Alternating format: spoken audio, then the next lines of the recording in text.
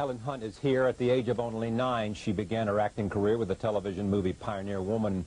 For the next 20 years, she alternated between television and theater, eventually landing roles in such films as Project X and Peggy Sue Got Married.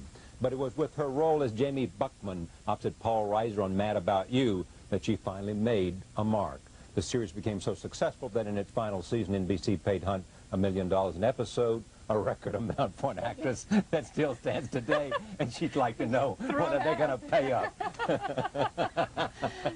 Where's the money, NBC? In 1997, she won an Oscar for Best Actress for a role in As Good as It Gets, and she's still waiting for her Oscar, too. She can currently be seen in the new Woody Allen comedy, The Curse of the Jade Scorpion, and here is a trailer from the film.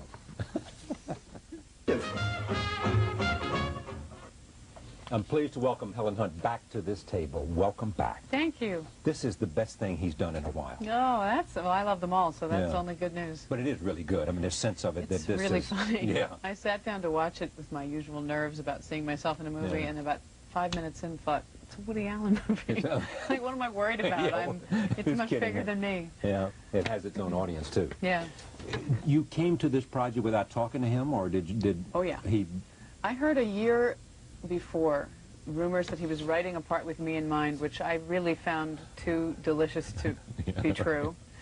And you didn't pick up the phone and call and say, Woody, is this true? No, because I had for 20 years asked my agent to call Juliet Taylor, right, who he makes his movies with, and begged them to let me buy cookies for the crew, anything, only to never really hear back. And then I got this call that a PA or somebody was going to bring a script to my hotel and wait downstairs while I read it. And it came with a little note from Woody, which I thought, no matter what happens, I'm saving this note.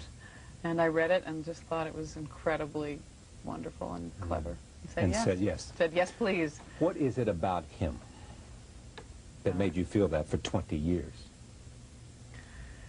You know, smarter minds than mine have tried to define what makes him unique, but he tells absolutely original stories. Funny, funny, funny, funny, funny, funny, funny is right up at the top of the list. You know, I've just been moved and stirred and tickled and enchanted by his movies my whole life. And that's the best I got. The only thing I can think of in addition to all the things you just said is just, you see a movie and it's like sui generis. You know it's him. Yeah. It has its own distinctive sense. Yeah. Of it, even if you never saw Woody Allen. Absolutely, and if you think about Interiors and Purple Rose of Cairo, the fact that you can say they feel in some way like they came from the same soul is saying a lot. And as a director, he's hands-on, he's there, he's... He is. You hear rumors, you know, that he's never around or doesn't talk to you, and I didn't believe that, but I did do a lot of homework in case it was true, and about 3 days before we started shooting, I called Sean Penn in a panic. Said, what's about to happen to me? And he actually warned me, or prepared me really well. He said, it's not that he doesn't talk to you, he does talk to you. He leaves you alone, and there's a downside if you're a person who wants to be in absolute sort of locked contact with your director at all times, but the upside is it's yours to create, you know, it's your part to create. He's waiting to see you create. And I just decided, I don't know, I felt very glad I wasn't making this movie or working with this director when I was 19 or 29, that I had worked in movies long enough to just take a swing at the ball, you know, and I thought if I don't do well, he'll fire me. So until that happens, I'm just going to enjoy this experience, and I really enjoyed every day of it. What's the story? What's it about? Goodness. You know, the best way I can describe it, if I gave you the details, it wouldn't be as funny as when you see it, but it's a good old-fashioned caper with a fiery, lusty, nasty love story running through it. Sexy love story. Yeah. All right. And Betty Fitzgerald is an efficiency expert hired to come in above Woody Allen's character in the company and turn this place around and take a lot of bites out of him. Roll tape. Here it is. This is, pretty good He stuff. wrote every line. He wrote every line. I was invited over and over in letters that he wrote me and things he would say to me in the morning to change anything I wanted to change and feel free. And first of all, I thought, I've waited a lifetime to work with the man. Maybe I'll see what he wrote. Yeah. And second of all, give him a chance first. Try it out. Yeah, and second of all, I thought with this kind of close to the net game of tennis, it doesn't want, it's not like Manhattan or a Right, modern-day right, tale right. that wants a lot of improvising. I just thought it would be better to be really precise. Plus, I'm playing an efficiency expert, Yeah, so right, I decided yeah, to be efficient and detail-oriented. You know, obviously you know, I mean, this is the highest compliment he could pay. He wants to custom prepare, make a role for you because he liked this so much. That's what he said. One wonders what that will be. What if she's a lunatic? I made this just for you. Now that I know you have decided you should play this psychopath. He can't wait for this Yeah, script. I'm very curious. I hope it happens, whatever it But is. how did it come about? He just said, look, this has been great for me. And I've just heard him say, and he wrote me a letter saying, I feel like now I've worked with you and I could really, you know, maybe in between real movies you would do another one of mine, which is self-effacing as always, and I would obviously be really excited to get to work with him again. Yeah. You also thinking about coming back to the stage? Yeah, there's one of two things I'm thinking about. Both would be in New York, so I haven't done a play since I was here. 12th Night, right, yeah. right. Yeah. What's the excitement of that for you? What is it, just because it's live, it's real, it's an audience, it's... Well, I was raised on it, you know. Yeah. I've been going to the theater in this city since I was 4 or 5 years old. Your dad was an acting coach? My dad is an acting He is coach an and a acting coach, director, right, yeah, right. and took me to the theater here all the time. My dad and my mom did, and so I remember singing Godspell when I was 5 or 6 in the basement of some church, and musicals both obscure and not so obscure, and falling in love with the theater, you know. And then a few thousand years before that, it's been around. So there's just, you know, nothing like doing that work. One more scene between you and Woody. This is where Woody and you get hypnotized at the Rainbow Room. Roll tape. He described his expression in that scene as shameless, and now that I see it, it's sort of true. Yeah, right. Right. It was like, But there's no place for shame in a comedy, so good for him. Yeah. When you think about all the opportunities you have, where do you put this? Well, in terms of experience, what's meant the most?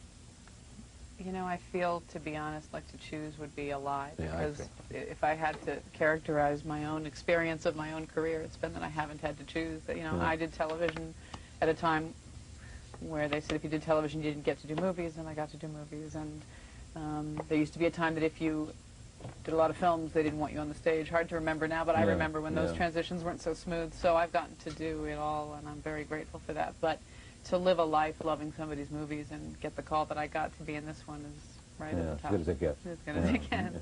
Yeah, as good as it gets. I like to speak only in my own movie titles. Is that wrong? I'm just mad about you, Charlie. I mean it. Yes, of course you did. It's just got to be the best of the times for you. Yeah, it's pretty incredible. I mean, I did 7 years on this television show, which was as exhausting a time as I've ever spent working, and as creatively thrilling. I got to direct and help in the creation of that and act with this beautiful partner. But now that that's done, it's almost like I get to actually be present when I go to work, and I'm not running solely on exhaustion and fumes. And I got to make this movie while doing only that and be in the experience, and it was great. I don't know how many years it's been, but say if somebody comes to you when you're making Mad About You and says, you will over the next 5 years. You'll work with Jack Nicholson. You'll work with Tom Hanks. You'll work with Woody Allen.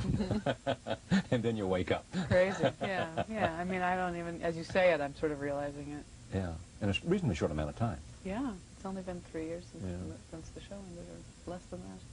When you set out, what kind of career did you want? What kind of... This one. This one, yeah. I mean, I didn't, contrary to this magazine article I just read, I didn't really have my sights set and do a lot of strategic planning, because you can't really strategically plan to work with Jack Nicholson and Woody Allen. No, you can try, but it doesn't always happen. They're hardly manipulable. Yes, but I think I did decide somewhere along the way that if I started to feel too safe doing anything, I would move toward what scared me. I lived in Los Angeles, and I was working in television in a couple of movies. And what scared me was walking into auditions for Rosemary Tischler Public Theater, and so I did that. I moved back here and did a play at the Public, and did Our Town with Spalding Gray, and went on a lot of bad auditions, and had days where I had nothing to do but one dance class, and I would be on the subway, and everyone would be rushing to their life, and I thought, where are they going? I have nothing to do. Exactly. But then that took on a life of its own, and then I started to slowly, when I could afford it, turn down parts in movies that felt like I had played them before in hopes that something would come along. You know, you kind of create a vacuum to make room for what hopefully fate has in store. And so I'd say that's the part I played in it. You know, I moved toward what scared me. Where does that come from, do you know? I don't know. I studied acting with my dad, but even every teacher I've studied with, any good teacher is going to move you toward your weak spots to strengthen them, and that's what's exciting, you know. The sense of being able to walk out and take a chance. Yeah, risk failing. That's why that's the difference when you go to the theater. Someone might forget a line, fall off a stage, hiccup, exactly. die, in one way or another. It's the unexpected that makes the theater different, because as long as they can edit it, they can edit it. It's like why sports is exciting. Watching somebody else That's exactly right. maybe fail. Yeah. Well, someone said to me once that the best thing about television was sports and anything that wasn't scripted talk or whatever wasn't scripted, because there was always the opportunity for the unexpected. And on the stage, there's a script there, I mean, but you still don't know what's going to happen. Yeah. Is anything missing from this picture? I helped conceive and directed the last episode of Mad About You, and as much as so many actors probably have sat in this very chair and said, I want to direct, I did feel like I got bitten by that bug, so I've got an eye out there toward that. You know, there's so many parts on the stage that I haven't played that, you know, I could spend lifetimes. Like Rosalind and As You Like It, like Kate in Taming of the Shrew, and like Isabel in Measure for Measure, like Portia in Merchant of Venice, like on and on. See, the reason I want you to list these is that somebody's watching this. Oh, good. Well, I hope my favorite directors are home, ready to call me. I was thinking about Taming of the Shrew for her. Yeah, a new play. I would love to do a new play. So, you know, that hasn't happened, and you know, you pray for a good movie part, and I've had an incredible share of them, but I'm Do you worry that, I mean, do you worry, do you have anxiety at all that there's not another great role around the corner, that you've been incredibly lucky? And it's about to, well, now I'm getting a little nervous as you paint that, brought it up. clear a picture of it. I could go down that road, but I haven't, you know, I worry about other things, I guess, Take a look at this. This comes from Mad About You, since we've talked about it, because it meant so much in terms of 7 years and directing a scene from Mad About You. Hey. You're such a jackass. I'm a jackass? Yes. Fine, so you know what? Leave me for another guy, why don't you? I'm not leaving you. God. You're hitting me. Interesting. What do you want to do? I don't know. Well, do you want to go home and talk? No, I can't go home. I don't like our home. Do you want to go somewhere else and talk? Not particularly. Okay, fine. Where you go? Well, if you don't want to talk, I'm Who not said I didn't want to talk? You did. I did not. I just said, do you want to talk? Well, I didn't like the way you said it. Seemed like a long time ago, or just yesterday? It did. You know, that show was just if none of these other things had happened and I'd had only that, I would have been a very, very lucky actress, because, you know, we worked on that with all the care that any group of creative people would work on anything. Did he create it? Paul and Danny Jacobson together wrote the pilot and created it. They brought me in, and I had a lot of the same ideas they did. Both Paul and I, sort of at the same time, said, you know, there should be a question about fidelity a few years in, and maybe they should have a fertility stroke. We both immediately could see it, and so they created it and then brought me along, and I jumped into the creative team, and then it just was a very special place. It was a very special place to work. It's wonderful to have you here. Thank you so much. It really is. Thank you. We're both going to see The Seagull tonight. We are. We are. Thank you. Thanks. Helen Hunt, The Curse of the Jade Scorpion. We'll be right back. Stay with us.